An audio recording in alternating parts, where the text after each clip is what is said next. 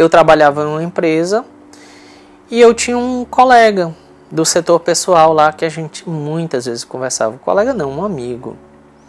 E eu era muito revoltado, porque eu tinha uma deficiência que tinha aparecido e eu não conseguia mais fazer as coisas que eu tinha gosto, que eu tinha vontade. Eu queria estudar, eu queria cursar uma faculdade, eu queria trabalhar. De fato, eu queria mexer no computador, eu queria utilizar um computador, eu queria escrever. E eu não conseguia escrever direito porque eu delineava, porque eu não conseguia ler o que eu escrevia. E aquilo me angustiava tanto, porque eu tinha uma vida dentro dos padrões determinantes para a sociedade. O canal Escute e Veja traz a segunda parte da entrevista com o Marcos Rodrigues, que trabalha no setor Braille da Biblioteca Pública do Estado do Ceará. Ele está sentado, veste uma camisa azul e atrás dele há um estante com livros em braille. A logomarca do canal é o perfil do rosto de uma mulher, desenhado em preto e branco com traços de xilogravura. A única pessoa que eu conheci cega foi um senhor, lá perto de onde eu morava, que esse senhor era super dependente da família para tudo. E aquele senhor era o meu alter ego. Era algo que eu nunca queria ser na minha vida. Mas isso te causa uma dor muito grande. Porque não é aquilo que você quer. Gente, eu me perguntava, eu achava tão bacana que eu me perguntava assim: como é que pode, meu Deus? Tanta gente ruim nesse mundo. Ladrões, assassinos e tal. E isso acontecer comigo. O que foi que eu fiz para ter isso? Por quê?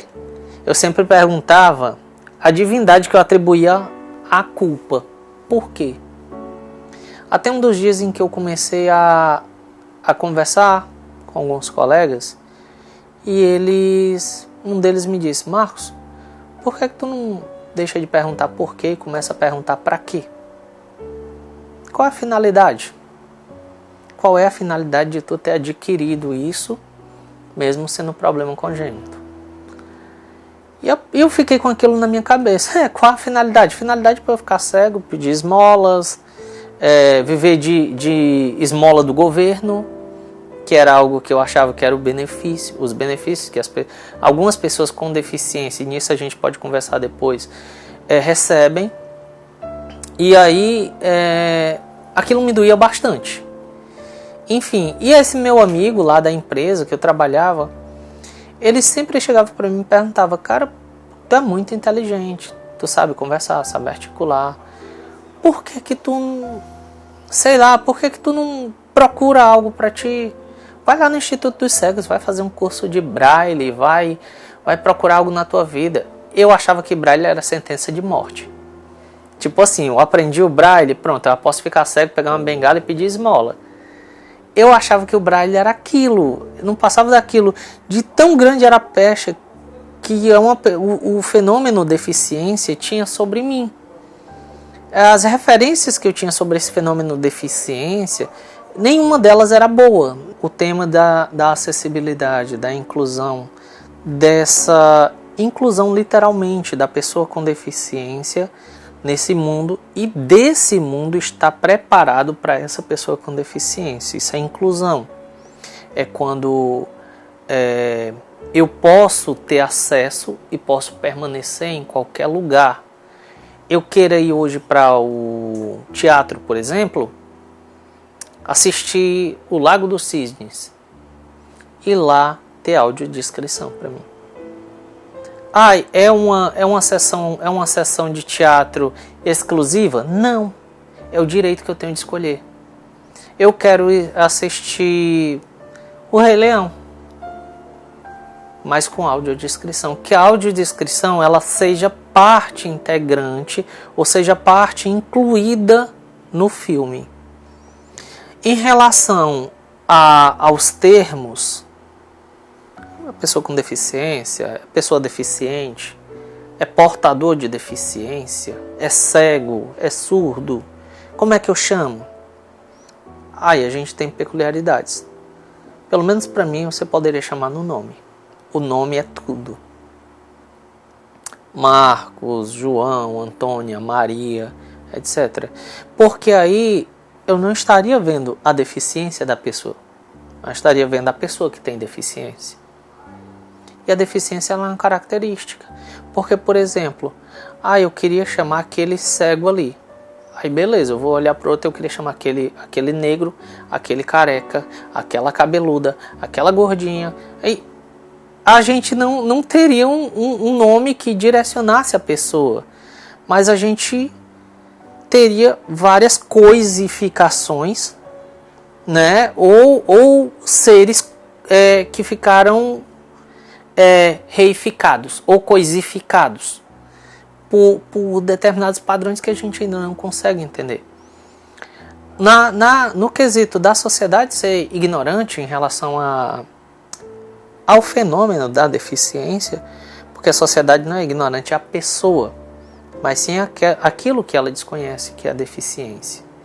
Como é que eu posso agir? Como é que eu posso abordar, por exemplo? Eu poderia abordar da mesma forma que eu posso abordar você, que eu posso abordar qualquer uma outra pessoa. Mas, claro e evidente, eu não vou chegar para a pessoa pegando no braço, porque isso aqui é sinal de violência, agressão. Mas eu estou só pegando sim, mas você está invadindo o corpo de alguém que não te conhece. Bom dia, boa tarde, boa noite, nunca faz mal a ninguém. Posso te ajudar se você quiser ajudar a pessoa a atravessar uma rua.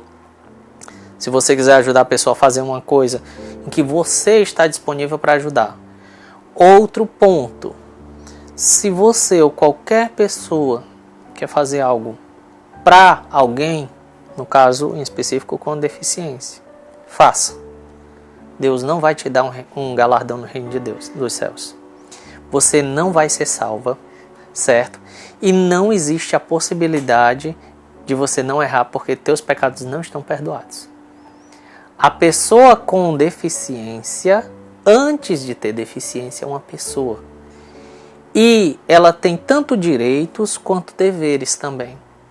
E você, com o seu direito que você acha, ou a sua disponibilidade ao ajudar o outro, você não está fazendo nada mais, nada menos que sua obrigação como ser humano aqui nessa terra. Só isso. Essa questão do Deus estar vendo, ou de eu estar sempre fazendo algo para poder ser visto pelos outros, porque eu faço, isso é coisa eminentemente egoísta. Isso não influi nem contribui na vida de ninguém.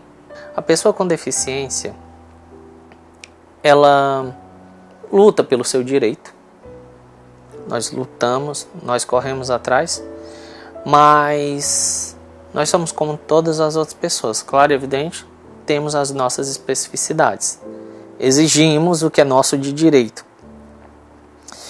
E as coisas que eu passo e que alguns colegas me contam sobre a relação de nós com as pessoas sem deficiência que querem saber da forma de poder fazer algo.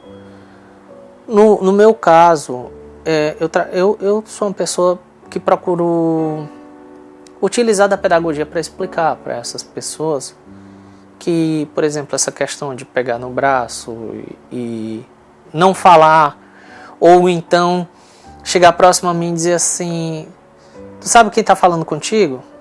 Bem, gente, isso é um problema sério, né? Porque nem a própria pessoa que está falando com você não sabe, como é que eu mesmo vou saber, né? Ela pergunta: sabe quem é que está falando contigo? Eu digo: não, se você não disser quem você é, eu também não vou saber. Ou coisas do tipo que tu tá vendo isso, tu tá vendo aquilo. Essas coisas assim que não agregam, não trazem problema nenhum. Você quer falar em cor? Sem problema nenhum. Você pode falar em cor, você pode falar no que você considera como bonito, como feio. Você pode detalhar pessoas, momentos, situações. Isso é bacana. Outra coisa, não fique triste com a minha forma de ser. Não fique triste com a minha baixa visão. Eu acho muito legal, que às vezes eu estou conversando com as pessoas, aí perguntam sobre minha formação, perguntam sobre o meu trabalho, sobre a minha atuação, eu vou falando e tal e tal. Aí eu pego e lá pelas tantas e tal, eu falo que eu tenho baixa visão. As pessoas olham para mim, tu tem baixa visão? Eu tenho. A pessoa, mas Deus vai te abençoar. Eu digo, Ele já está me abençoando. A pessoa diz, não, mas olha, tu vai conseguir, tu vai sair dessa. Eu vou sair dessa para ir para onde, criatura? Eu sou quem eu sou. Eu não preciso de mais nada. A única coisa que eu preciso é de uma sociedade que pare de se fechar no seu mundinho, que se abra para o diferente. A única coisa que eu preciso é que essa sociedade rompa as barreiras da ignorância. Ou que se reconheça como ignorante. Tá aí uma coisa legal, porque a partir do momento que a gente sabe que não sabe de nada, nós começamos a questionar. E aí, através do questionamento é que vem novas respostas. O problema não é a deficiência, isso eu sempre vou dizer. O problema são os pressupostos. O problema é algo que a gente chama de preconceito. O preconceito, ele é algo que mata. O preconceito, ele causa justamente uma ignorância mais rústica. Uma ignorância que não é passível a dúvidas. Em relação a tudo isso, e depois das coisas que eu passei, que o meu amigo me falou, a gente começou a ligar à procura de uma instituição. Ele me ajudou bastante. Era ele, eram alguns outros amigos que eu tinha fora de trabalho. E aí eu encontrei uma instituição, na época, a Associação de Cegos do Estado do Ceará, a SEC. E foi muito legal, assim, porque organizei a documentação e fui pra lá. Peguei uns ônibus, passei uns 5 quarteirões depois de lá. Aí desci, vim procurando. Eu encontrei a Associação de Cegos, eu fui conversar com a coordenadora, que é vidente. E vidente é a pessoa que tem visão perfeita, não é aquela que prevê o futuro. E a coordenadora fez lá o meu cadastro e me apresentou a professora de Braille, uma professora cega. E eu olhava aquilo para mim tudo novo. E a coordenadora perguntou para mim, tu quer aprender informática também? Aí eu, hã? E cego mexe no computador? Ela disse, mexe. Mas a gente tem informática, tem cegos aqui que fazem tudo na vida. É mesmo, ela é. Aí eu, sim, cadê o professor? Aí quando ela se vira para me mostrar. O professor tava ajeitando lá uns negócios lá de energia. Aí eu, caramba. Aí na hora que ela ela pede para ele se levantar, ele pega e se levanta. É um cara cego. Eu olho assim para ele e imediatamente vem na minha mente. Que diabo é que um cego quer mexendo em computador? O que é que cego vai saber de computador se o computador é visual? E aquilo foi tão impactante em mim, assim, mas ao mesmo tempo foi um pensamento que interpelava, dizendo assim, e quem é tu para criticar os outros? E nesse momento aqui você está precisando. Você não está em posição de definir quem é ou quem não é. Você está em posição de aprender. E é esse ponto que eu sinto muita falta na nossa sociedade, essa posição de aprender. Já dizia o Renato Russo, né? Eu não sou tão criança ao ponto de saber tudo. Eu sou muito adulto ao ponto de dizer que eu não entendo nada, que eu preciso estar aprendendo constantemente. Esse período de lá, da associação, foi muito proveitoso, muito. Eu entrei num mundo totalmente diferente daquele que eu achava que conhecia. Eu vi pessoas cegas de todas as idades, baixa visão de todas as idades, que tinham uma vida comum, que iam para as festas, que namoravam, que tinham emprego, que tinham cursos e tal. Fim da segunda parte da entrevista gravada em 30 de julho de 2019 com Marcos Rodrigues, que trabalha no setor Braille da Biblioteca Pública do Estado do Ceará. Edição: Tiago Daniel. Organização: Natércia Rocha.